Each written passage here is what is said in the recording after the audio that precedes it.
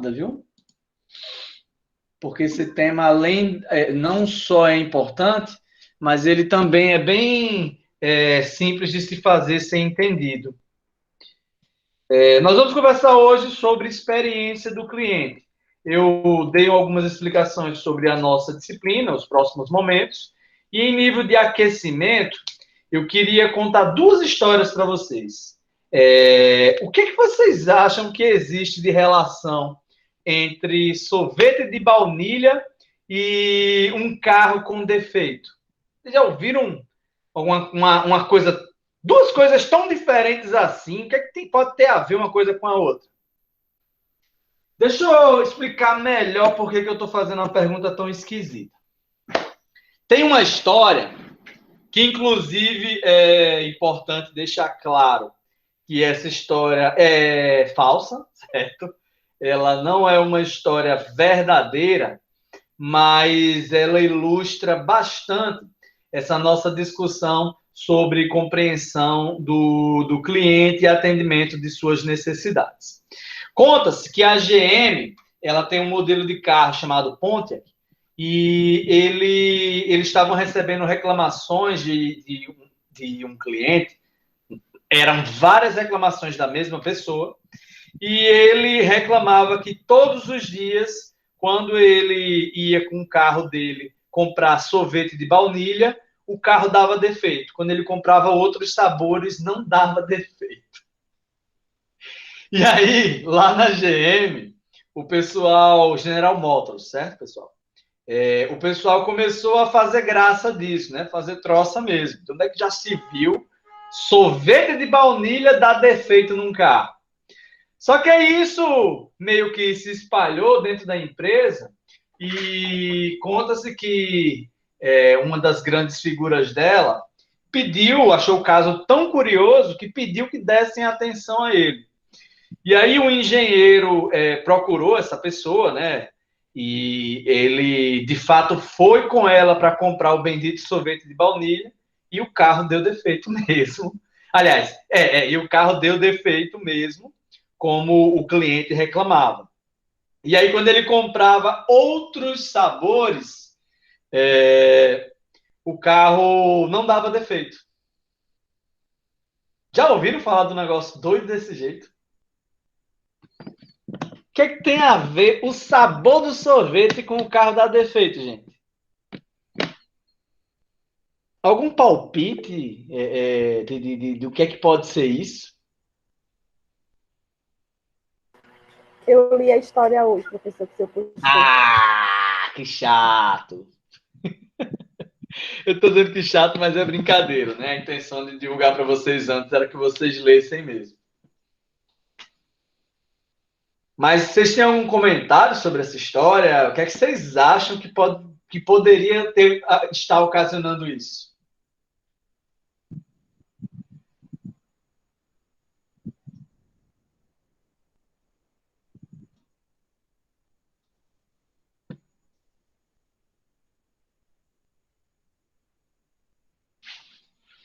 Peraí, gente, só um minutinho aqui, peraí.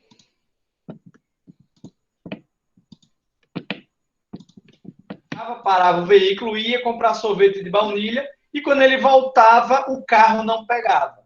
Quando ele comprava outros sabores, o bendito carro funcionava. E aí ele começou a fazer o quê? Ele começou a pensar no que estava por trás desse ato.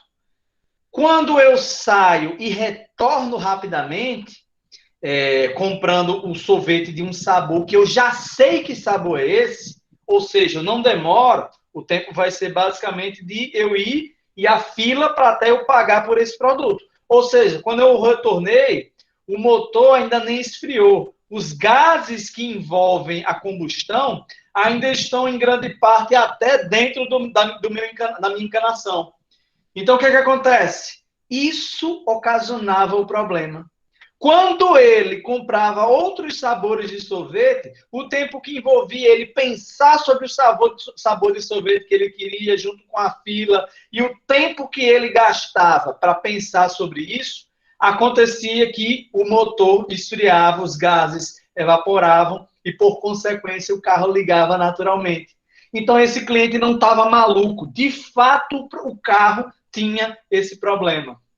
E essa situação, ainda, eu repito, não é uma história verdadeira, mas eu gosto muito dela, tanto porque ela é bem famosa nos círculos de discussão de controle da qualidade, quanto ela é bem emblemática para a gente entender o que está por trás de algumas situações, alguns processos, de algumas queixas. O que eu acho massa nessa história é o fato de não só a reclamação do cliente ter a atenção devida, mas a investigação que envolve até a descoberta de algo que aparentemente não tinha nenhuma correlação, mas que na prática tem tudo a ver uma coisa com a outra. E, inclusive, é uma das coisas que eu acho mais incríveis na ciência, porque a gente tem que ir além do senso comum.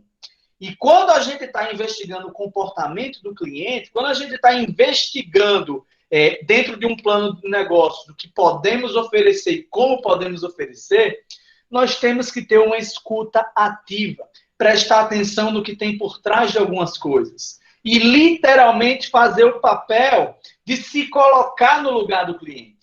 Esse é um exercício de muita empatia, é necessário muita atenção e uma comunicação eficaz e efetiva com o público-alvo. Nós vamos ter em outro momento uma aula específica sobre comunicação, que parece um tema simples, mas que acaba embolando muitos meios campos no meio do mundo por aí. Por quê? Porque falta muito esse exercício de ir até a página 2. Esse exercício de fato, prestar atenção o que está por trás do que o meu público-alvo, do que o meu cliente está pedindo. E aí tem outra história sobre esse assunto que eu acho muito legal. Essa é verdadeira. Atribui-se ela a um general americano analisando aviões durante a Segunda Guerra Mundial. E aí o que acontecia? Ele estava avaliando a necessidade de reforçar alguns aviões. E é uma coisa interessante para a gente compreender o processo, não precisa ser técnico aeronáutico para saber que um avião não pode ser pesado. Não precisa ser técnico aeronáutico para saber que se você reforça com chapas de aço ou outros materiais muito resistentes, acaba que o avião vai se tornar pesado demais para conseguir voar. E fazendo uma análise junto da equipe dele, esse general, o Abraham, ele identificou os pontos que eram mais alvejados por balas. E não era uma lista exatamente uniforme, mas ela tinha mais ou menos essa configuração que vocês estão vendo nessa imagem aí. E aí, o senso comum diria o quê? Ora, o caso é simples. Vamos reforçar com outros materiais esses locais que são mais mirados pelos inimigos. E aí o avião vai ser mais seguro, a gente vai ter uma taxa maior de sucesso dos nossos pilotos. E só que a gente, nesse caso, tinha uma avaliação muito perspicaz do assunto. O que é que o Abraham pensou? Ora, esses aviões conseguiram voltar para casa. Esses aviões foram alvejados, levaram essas balas, mas conseguiram continuar de pé, porque eles estão aqui, a gente está avaliando eles. A gente tem que reforçar não esses lugares, mas justamente os lugares onde a gente não tem registro de balas que chegaram nele. Por quê? Porque as balas derrubaram esses aviões. E esses pilotos, infelizmente, não regressaram. Então, vamos reforçar, não as asas, vamos reforçar, por exemplo, o motor, que é um ponto que, quando ele é atingido, dificilmente o avião continua voando. Entendeu a sacada aí, pessoal? Entenderam o quão a gente deve ir além dessas análises de dados? Nós precisamos, não só na nossa pesquisa de mercado, que é o trabalho que vocês estão fazendo lá em empreendedorismo e em marketing exatamente agora, nós não podemos ficar só na página 1. A gente tem que ir e ler o cliente por completo. A gente tem que se colocar no lugar dele e pensar na melhor forma de ofertar os processos para eles. Lembre-se que estamos fazendo uma empresa para o nosso público-alvo a partir de um desejo ou necessidade dele. Então, se a gente não atentar à melhor forma de guarnecê-lo, naturalmente, ou ele não nos procurará, ou procurará a concorrência. E nas duas situações, isso é negativo para os nossos objetivos, né, gente? Eu trouxe esses dois exemplos porque eles ilustram bem a importância de a gente averiguar a fundo as informações que a gente está buscando. E no plano de negócios de vocês, no capítulo 4, vocês vão fazer um plano operacional. E aí eu vou dar explicações de como é que vai ser isso. É o tema da nossa aula de hoje e da próxima. Esse plano, ele diz respeito à reflexão sobre os processos administrativos. E aí, nesse quesito, vocês vão fazer um layout. Vocês vão pensar sobre a capacidade produtiva de vocês. Vocês vão refletir sobre a necessidade pessoal. E, para tanto, vocês vão me trazer os processos operacionais de vocês. Ou seja, um plano operacional é uma reflexão sobre como a empresa vai agir. Basicamente é isso, pessoal. Um plano operacional vai ser vocês vão colocar no papel o que é que vocês vão precisar de coisas. E aqui eu estou falando de equipamentos, eu estou falando de insumos, eu estou falando do que é palpável. Mas além dessas coisas, vocês vão precisar liderar pessoas. E para liderar essas pessoas, já que vocês não vão conseguir operacionalizar tudo sozinhos, vocês vão precisar ter claramente definido o que é que essas pessoas vão fazer. Vocês não vão encher a empresa de vocês de gente.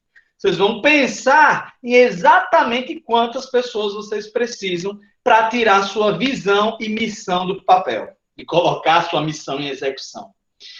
E aqui, gente, vocês vão fazer isso baseado na disponibilidade de capital que vocês têm, na oferta de mão de obra que a tua região tem e na disponibilidade de fornecedores.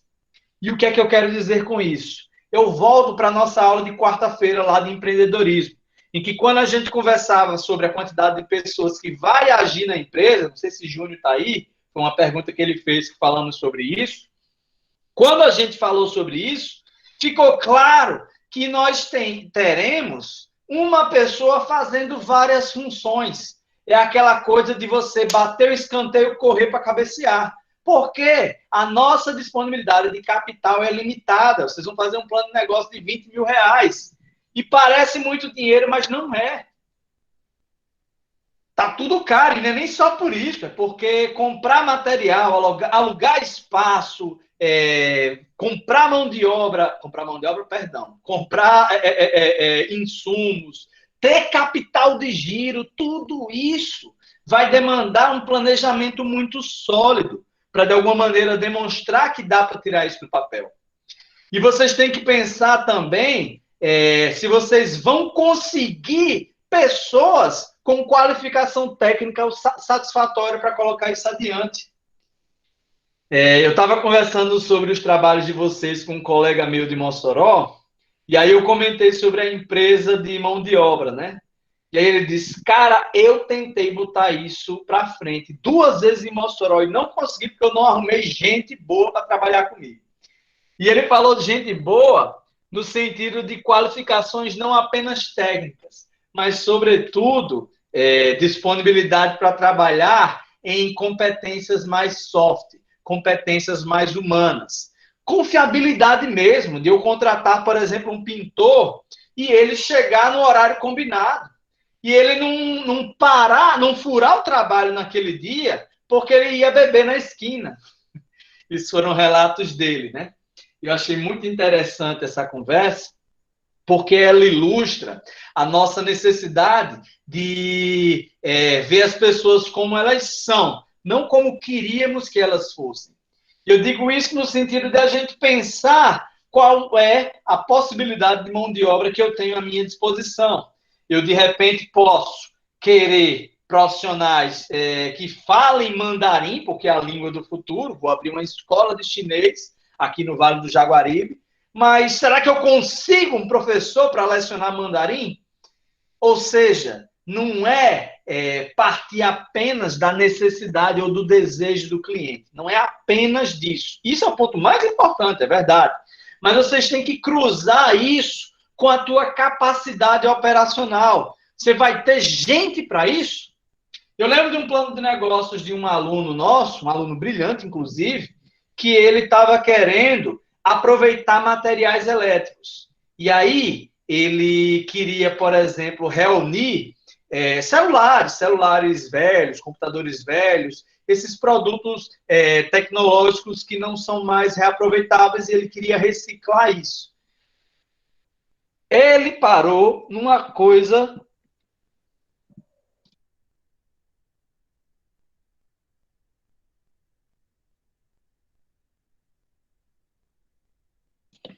Vocês acreditam que a muriçoca entrou na minha boca? Tá difícil trabalhar hoje. Vamos lá. Chega, me perdi. Esse aluno esbarrou numa necessidade bem básica. O que era? Gente que conseguisse lidar com esses aparelhos. Gente que conseguisse avaliar a qualidade deles. Gente que conseguisse pegar esse material e mandasse para um centro de distribuição e reciclar isso. Parece bobo, mas ele não conseguiu avançar essa parte. E não é porque ele não sabia fazer isso, o cara era excelente. Mas veja, mão de obra é mais difícil do que parece. Só quem precisou fazer algum serviço de qualquer natureza, de ajeitar um ar-condicionado até a você ter um atendimento médico de qualidade, só quem vivenciou essas coisas e teve experiências frustradas, entende o que eu estou falando sobre o quanto essa área de serviços muitas vezes é carente de profissionalismo. Outro ponto importante nessas reflexões operacionais são os fornecedores. Nós precisamos ter em mente que o fornecedor é um parceiro estratégico. E o que é que eu quero dizer com isso? Não interessa que vocês tenham a melhor ideia do mundo. Se você vai precisar vender maquiagem e você não vai criar a tua própria maquiagem, você vai precisar comprar de um fornecedor. E mesmo que você fosse criar, você ia precisar de matéria-prima. Ou seja, vocês vão precisar de alguém que viabilize o teu negócio, oferecendo o material que vai ser ou vendido ou que vai subsidiar a tua elaboração de produtos. Se tu vai fazer material de limpeza, se tu vai fazer material de comida, vender comida, você precisa comprar material de qualidade para ofertar um produto de qualidade. E se você não encontrar fornecedores bons, você vai ter um produto ruim. Se você não utilizar materiais bons, você vai oferecer um serviço ruim. E o que eu digo de fornecedores bons, material bom, insumos bons, eu não estou falando de insumos, materiais, fornecedores caros. Eu estou falando de coisas adequadas para a disponibilidade de capital de vocês. Perceba que eu estou falando de 3 pontos em que um não pode se sobrepor ao outro. Você nem pode dar um passo maior que sua perna quanto a capital, nem pode fazer isso contando com a mão de obra que não tem na sua região, nem pode fazer isso com um fornecedor que não te dá o que você quer ofertar na tua região. E aí, é importante que antes de colocar essas reflexões no papel, vocês tenham claramente definido o teu conceito de visão e missão. Como eu já disse em outro momento, a missão é para que a tua empresa existe. E a visão é onde ela quer chegar. Perceba a relação direta entre essa discussão aqui em processos administrativos e o que a gente conversou quarta-feira lá em empreendedorismo. Não à toa, essas aulas estão tão próximas uma da outra, porque são conceitos que não só dialogam entre si, mas que um ponto vai precisar do outro. E não é à toa que esse nosso trabalho é conectado entre mais de uma disciplina, né, gente? Alguma dúvida sobre o que eu estou falando? Posso avançar? Tá rápido, tá devagar?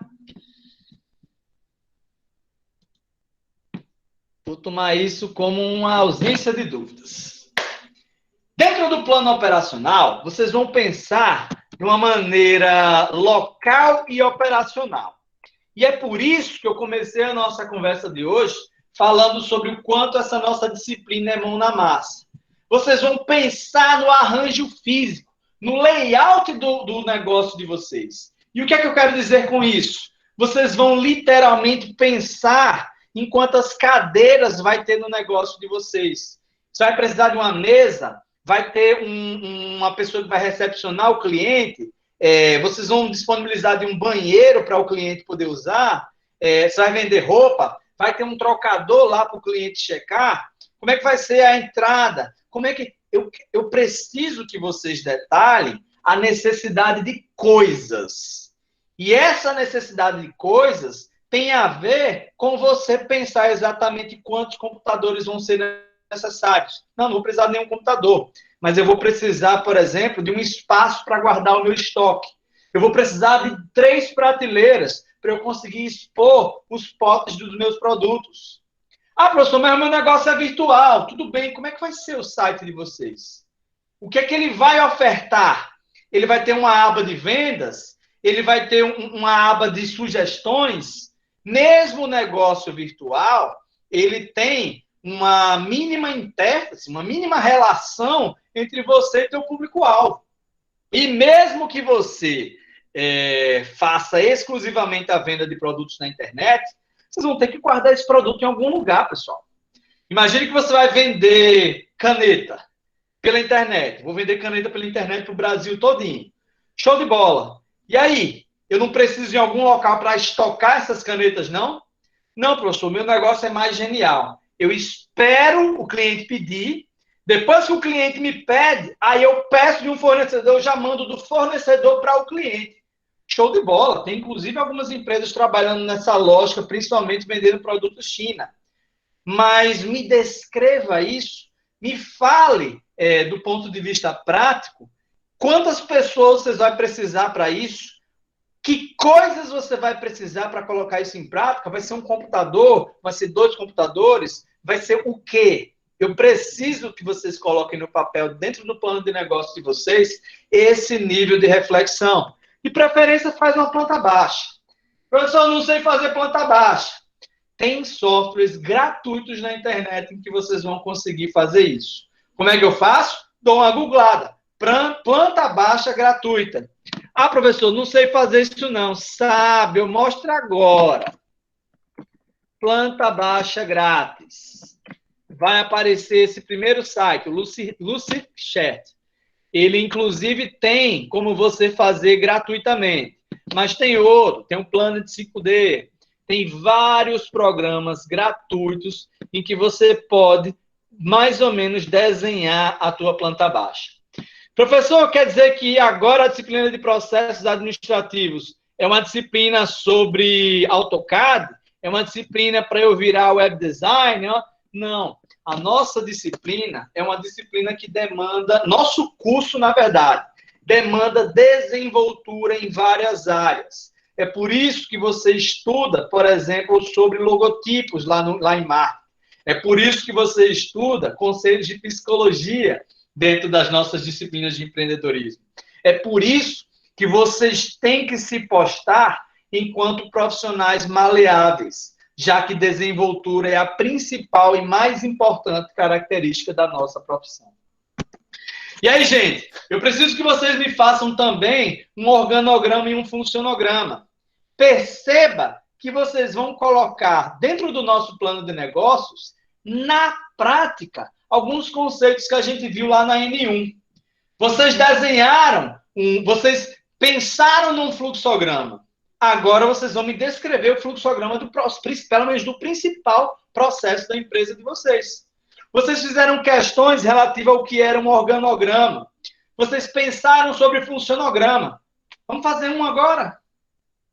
E vamos fazer um dentro do nosso negócio. Olha que massa! Vai ser uma aplicação direta e prática dentro da nossa disciplina. Algumas reflexões que eu trago para vocês pensarem bem sobre esses pontos. Quantos clientes você consegue atender por vez? Imagine que você vai montar uma lojinha de roupa. E aí, a tua lojinha, ela tem 5 metros quadrados. Mais ou menos quantas pessoas vai caber por vez? Principalmente nesse período de pandemia que a gente tem que ter mais cuidado com aglomerações. Se eu vou poder, dentro daquele espaço, dentro daquele local que eu quero alugar, se lá só cabe 3 pessoas por vez, então não adianta eu fazer um trocador para 5 lugares, né? Eu tenho que ter uma relação direta entre o que eu quero fazer e o que as condições do local me permitem fazer. Aqui uma reflexão muito prática. Aqui a gente vai botar o pé no chão e dizer, olha, quantos atendimentos eu tenho que ter por mês para conseguir esse nível de estoque que eu acredito que eu estou precisando. Qual é, em quanto tempo eu vou precisar vender, por exemplo, 7 refeições diárias para conseguir fazer com que a minha empresa fique de pé. E aí, com base nessas 7 refeições diárias, em quanto tempo eu vou conseguir ter de retorno o capital que eu investi? Gente, essas reflexões, vocês não vão me responder aqui em processos administrativos. Lá no plano financeiro, vai ter uma série de apontamentos nesse quesito. E isso, de certa forma, vai ser uma relação e uma construção que começa aqui. Começa aqui porque vocês vão pensar no mão na massa quantos clientes você vai conseguir ou vai precisar atender. Imagine que eu tenho demanda em Tabuleiro do Norte para 10 obras, mas eu só tenho equipe de mão de obra para agir em uma. Então, faz sentido eu me preparar de capital e contar com atender 10 obras, se na prática eu só vou conseguir atender uma? Veja, eu repito, de novo, isso daqui é um exercício de botar o pé no chão e pensar exatamente quais são as possibilidades para tirar o meu negócio do papel e fazer com que ele ande bem. E aí vocês vão fazer um fluxograma. Esse exemplo aí que eu trouxe é meio genérico. Vocês já viram modelos de fluxograma? Vocês já viram algumas linguagens que a gente utiliza para fazê-los? Então, vocês já sabem que isso daí está bem simplista, né? Mas, pelo menos do principal processo de vocês, se o principal processo de vocês for vendas, show de bola.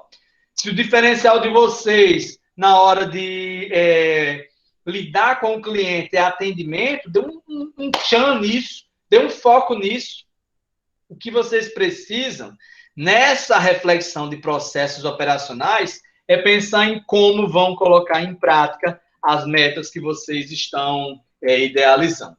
E aí, eu trago algumas reflexões a mais para vocês pensarem e não ficarem com a sensação de criança abandonada, né? Rapaz, estou perdido, é coisa demais para fazer. Vamos pensar em algumas perguntas básicas e iniciais.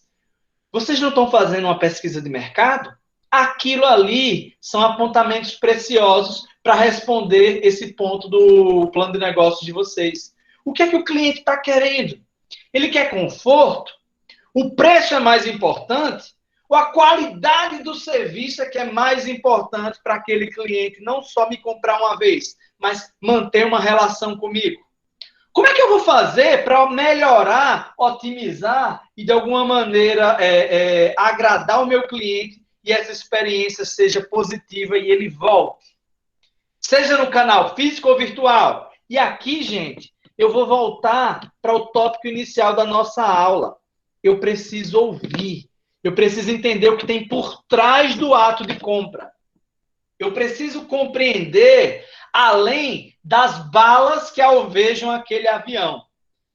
O que é que eu tenho de informação preciosa e não está nesse formulário que eu levantei como pesquisa de mercado?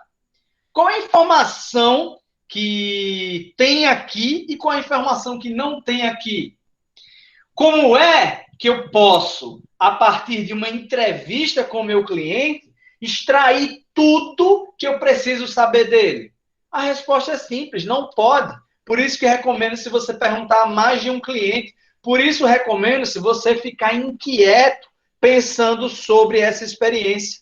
E uma boa diretriz, um bom termômetro, vamos chamar assim, é você mesmo. O que é que você espera o que é que você quer numa maquiagem quando você está comprando?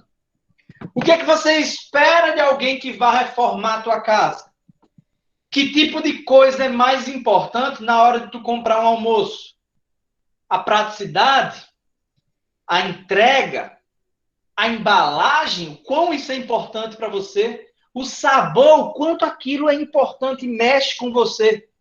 Veja, você não é o termômetro mais seguro do mundo, mas você é um termômetro que não deve ser esquecido. O que é que você espera dessas coisas? Com base nisso, talvez você consiga refletir mais e melhor sobre o que é que você pode fazer com o teu e pelo teu cliente. Ok, gente? Dúvidas?